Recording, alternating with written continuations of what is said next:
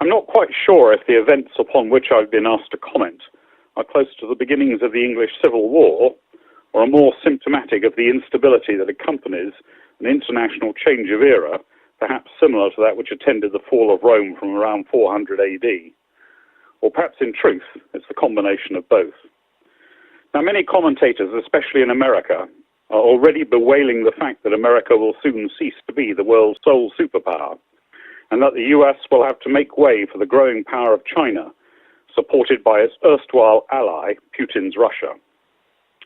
But this situation that confronts us is far more than just the decline of a superpower. It is about the erosion of European and particularly Anglo-Saxon power, a culture that has dominated this world, certainly since 1492, and arguably much before that. So many of the things that we in Western civilization now take for granted are in transition.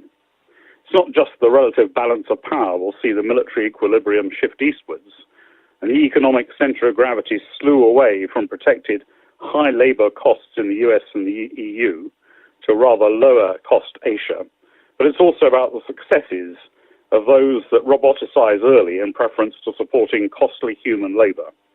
And in this context, China is both technologically and autocratically determined to lead the way towards an AI future.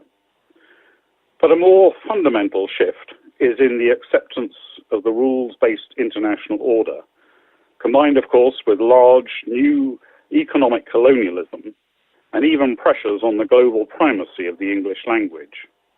Across Europe and much of Africa, Chinese investment is already spreading a new alien culture. Scotland's Seoul oil refinery is now 51% owned by China, while in Zimbabwe, for example, Mandarin is becoming increasingly the second language of choice for many young, upwardly mobile professionals. But against this backdrop, even the nature of conflict is changing. Under Russia's Gerasimov doctrine, conflict, not peace, is deemed to be the natural order, ranging at one extreme from simple confrontation through to politico-military coercion on to direct warfare at the other end of the spectrum.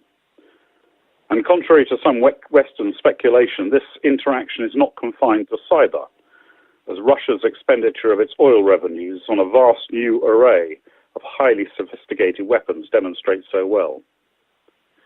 Alongside these threats, or the use of conventional weapons such as deployment of little green men with no distinguishing national uniforms, coercive techniques increasingly come into play, such as indeed the employment of cyber weapons designed at one end to cripple, and of other weapons designed as bots and social media, ideally targeted to spread false propaganda alongside a range of other deniable options, such as the funding of groups likely to undermine national or supranational bodies.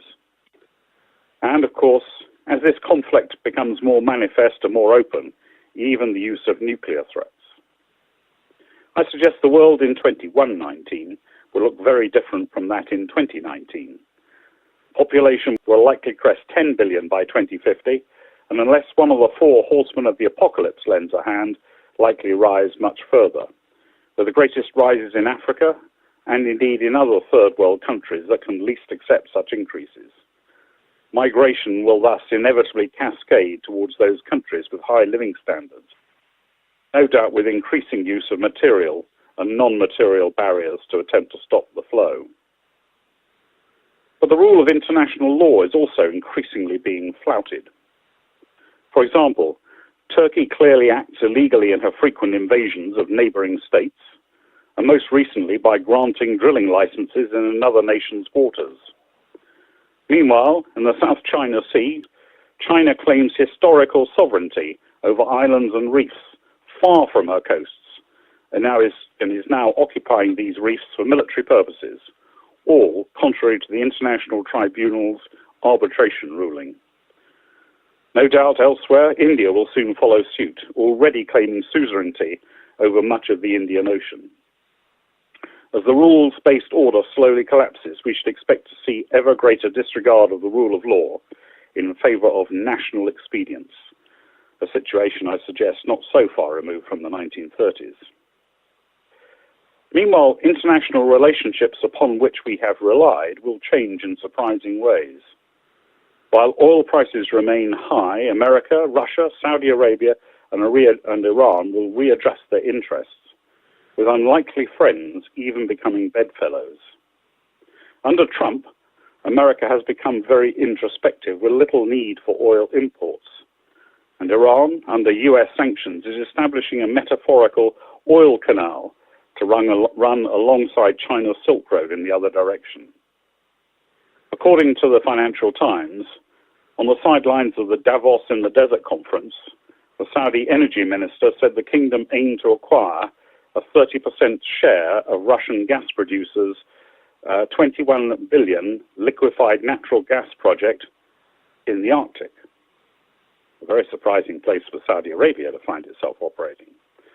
As a quid pro quo, Saudi has agreed to buy Russian arms and to continue to work with Russia to maintain a high oil price. Indeed, one of the few leaders at last week's G20 meeting who embraced the infamous Crown Prince Mohammed bin Salman was Vladimir Putin. So we find new balances of power, new alignments, and new economics all into play.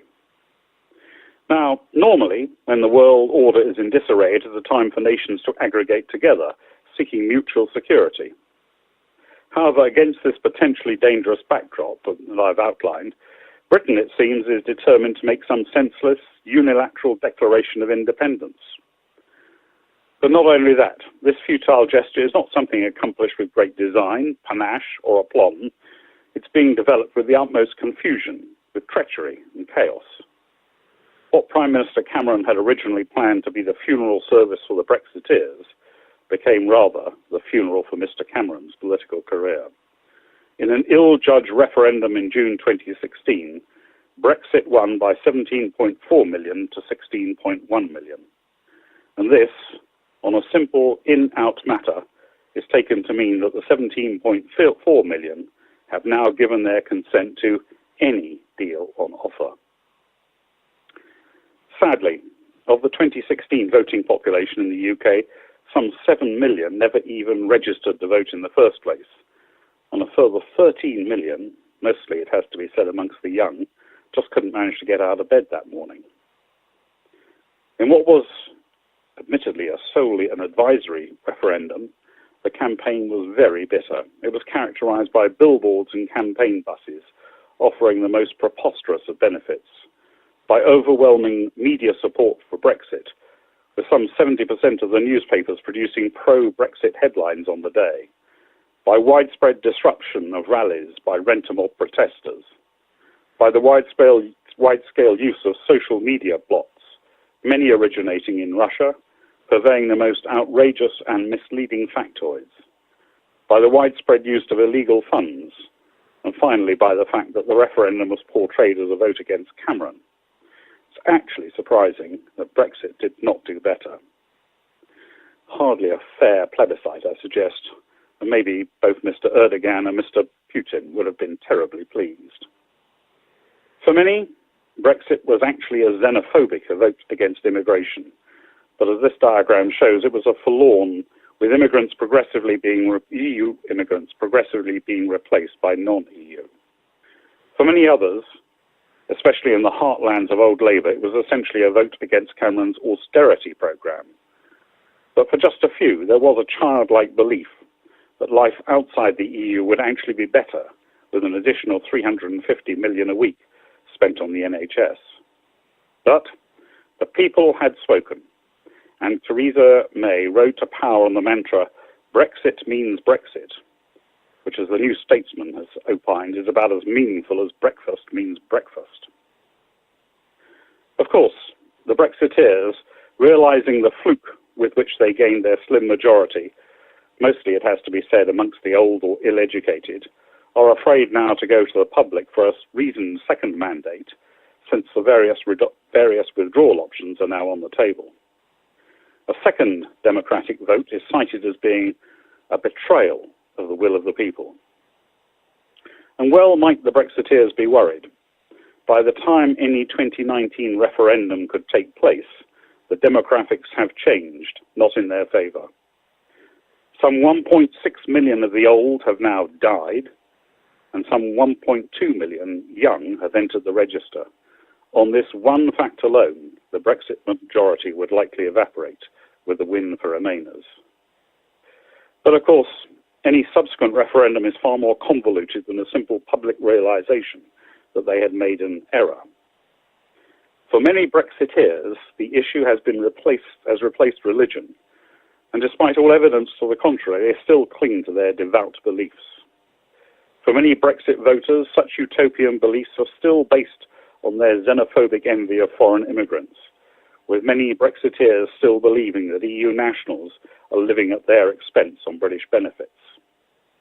For others, there remains the institutional dislike of being run by Brussels, of massive bureaucracy, or of being part of some European superstate. And for many, the votes will now be to register disapproval of May.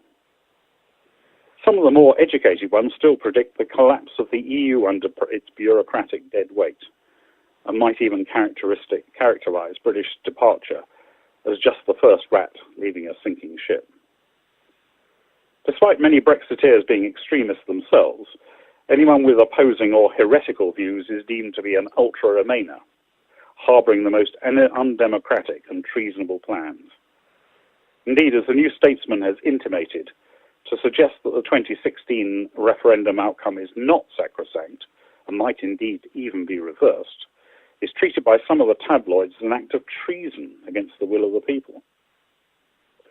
But why should a referendum, especially an advisory one, be any more sacrosanct than the result of a general election? The essence of democracy is that people can and do change their mind. Otherwise, why have any more elections at all? Of course, I'm very conscious that anything I can now say will rapidly be overtaken by events. Few would have predicted that Prime Minister Theresa May would have been subjected to a vote of no confidence on the 10th of December.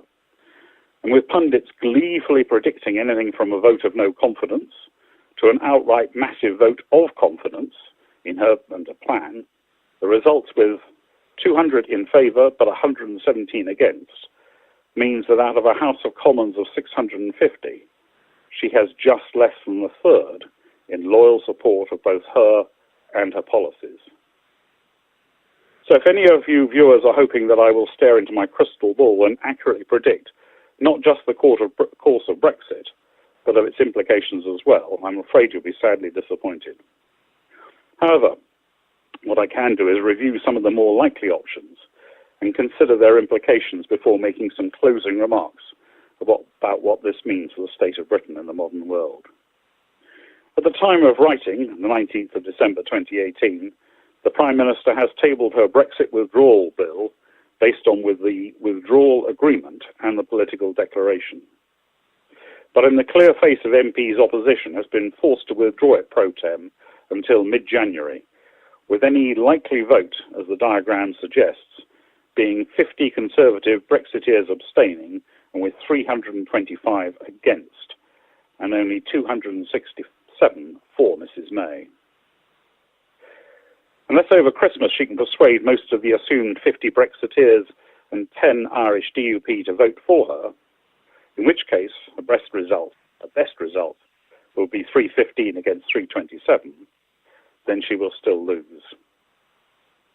In the event of such a failure, then Jeremy Corbyn would immediately call for a vote of no confidence in Her Majesty's government, which would mean a general election were he to win. However, since both the Irish DUP and the Brexiteers would be unlikely to welcome a general election, then she would most likely survive any such vote of no confidence. The result of these two votes would thus be en passe. Withdrawal agreement rejected, but Theresa May still in office. No doubt, were this to happen, she would immediately go to Brussels to seek some further clarifications to the political declaration, especially over the Northern Ireland backstop arrangement, perhaps in the hope of getting a text which her own Brexiteers and the DUP could sign up to. But frankly, even given the use of widespread patronage and inducements, this is still unlikely to succeed. At which point, there are three feasible options. The first is that Theresa May would be forced to resign and another Conservative candidate would be found who might command a vote of confidence in the Commons, possibly even on a platform of leading a coalition. Perhaps even renegotiating a new deal with Brussels, most likely closely aligned to the Norway model, which the Labour Party largely accept. In such a case, the UK would, before renegotiations started, have to get agreement from the 27 that Article 50 could be delayed by a year or so to allow time for the details to be worked out. In turn, once any new terms had been drafted, they would then have to be ratified both in Parliament and also by the 27. Then, and only then, could discussions take place on the future trade and relationship deal, which would run on most likely for another 2 years, perhaps to 2022. However, assuming that Prime Minister May does choose to remain, there are realistically only two options if her renegotiations fail to convince Parliament. The first is that no deal is considered acceptable or likely in the timescale, and so the decision is taken for the UK to withdraw without any treaty at all, the no deal option. Simply, this would require little further detailed discussion, no payment of the 39 million exit fee, and no agreement on tariffs or indeed standards from 30th of March 2019. The resulting chaos on both sides of the English Channel would be calamitous. Until emergency measures could be implemented on this side, most probably by Queen's order, and similar measures instigated on the other side of the Channel by President Macron, the flow of goods into and out of the UK would be severely disrupted, as customs officials would have to inspect cargoes, revenues would be collected, and goods still in the queue were just allowed to rot. Supermarket shelves, most probably already denuded by panic buying in advance of the deadline, would fill only to be rapidly re-emptied. Black markets and smuggling would no doubt proliferate. Most likely there would be some rioting, and the army would have to be deployed. All that said, apart from amongst the most rabid Brexiteers, there is absolutely no desire on either this side of the Channel or the other side of the Channel for such a crisis to occur, and a disaster like this would only occur by huge gamble or straightforward miscalculation. Even so, the Prime Minister is currently saying to her MPs that a vote against her deal would inevitably result in a no deal, a very dangerous political path. Which brings me to the third option, a people's vote. Despite Mrs May's implacable stance against a second referendum, which does indeed create the awkward and dangerous precedent for another Scottish referendum, this in the end may be the only choice if we are to find a way out of the maze. Increasingly, political elites and reputable media are drawn to a second referendum as it gives the people a chance to decide if they still want the forms of Brexit on offer, and having due regard to the likely costs of the options. The Financial Times calculates, for example, that Mrs May agreement would lose the average person some £2,000 per year till further notice.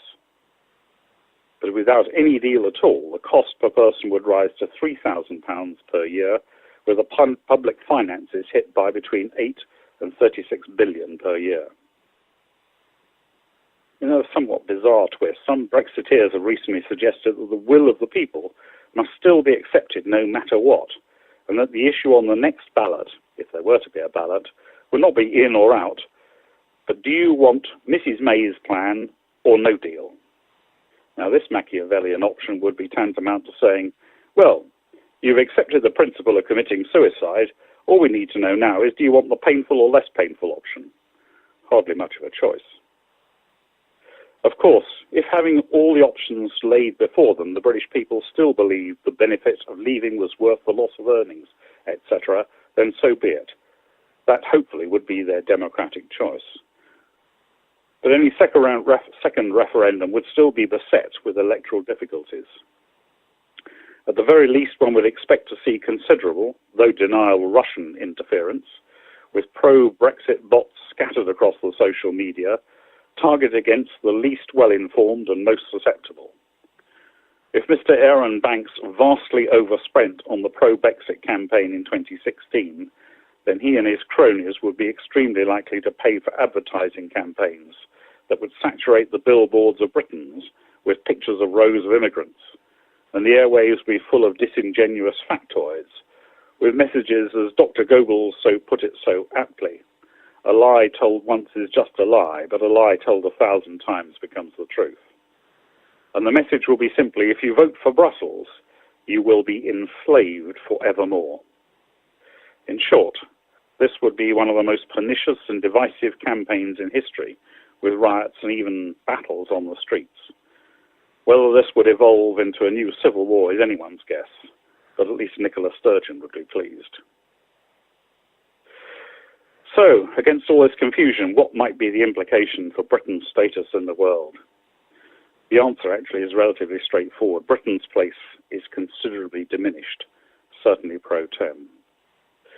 Whether the revolutionary parochial policies of a latter-day Oliver Cromwell will eventually be replaced by more continental aspirations of Queen Anne, with Britain leading some coalition with Prince Eugen of Savoy to Malplaquet and Blenheim, that's very open to speculation. However, for the time being, Britain is obsessed with Brexit. Little else is debated, and even Britain's armed forces are being used as bargaining chips in the negotiations, with Britain already agreeing to offer armies to the EU, but with no decision-making authority about their tasks or roles. Britain is also increasingly divided, with a hostile north pitted against more wealthy southeast, and with a Northern Ireland and Scotland voting very different from England. And this will increasingly result in aggressive introspective parliaments, with very few genuine interests in events outside Britain. Will Scotland secede? Well, very likely, as the previous demographics favoured the Union, and many young people now wish to be free of English control. And more widely, if Britain left the EU, what of her status elsewhere? Could she retain her seat on the UNSC, United Nations Security Council? Would the US see Britain as being an advocate in the European corridors of power, or just now a lapdog to do the US's bidding? So many questions and so few answers. I just wish I could be optimistic.